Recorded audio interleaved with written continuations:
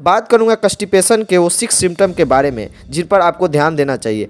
आपको इनको समझना चाहिए क्योंकि ये साइंटिफिक इन्फॉर्मेशन है। अगर ये कॉन्स्टिपेशन के सिम्टम है तो वास्तव में ये कॉन्स्टिपेशन के कैटेगरी में आते हैं ना। अगर आप फैक्ट की पर ध्यान दें तो ये बात बिल्कुल सही है कि constipation is a common problem.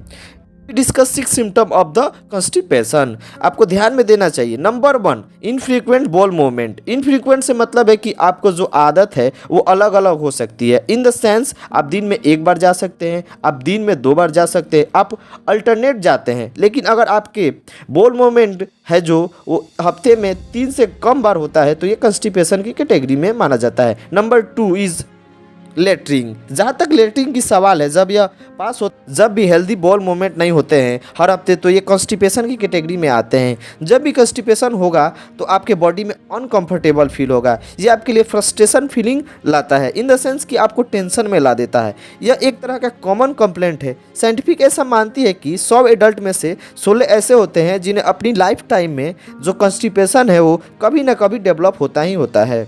इस लेटरिंग, जहाँ तक कि लेटरिंग की सवाल है तो साइंटिफिकली इसे आसानी से पास होना चाहिए। लेकिन कॉन्स्टिपेशन की स्थिति में आपको बहुत ताकत लगानी पड़ती है, आपको बहुत आगे पीछे करनी पड़ती है, आपको पुश करना पड़ता है बहुत ज़्यादा। नंबर 3 पर आता है जो होता है ब्लॉटिंग, जो कि स्टमक होगा जो हमेशा फुल होगा, ब्लॉटेड फील होगा या डिस्टेटेड फील होगा।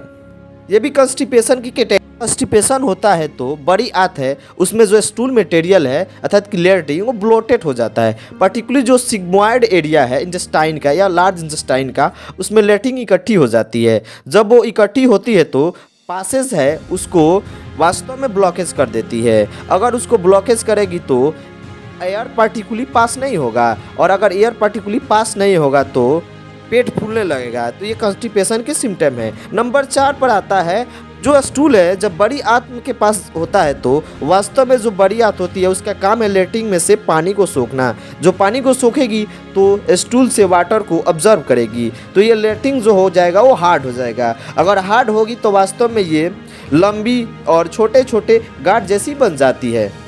जो इस तरह की गांठ बनती है वो पास होना डिफिकल्ट हो जाता है। जब यह हार्ड होगा तो बड़ी आंत को ब्लॉक कर देता है, जिससे पर्टिकुलरली अनकंफर्टेबली शिकार हो जाते हैं ना।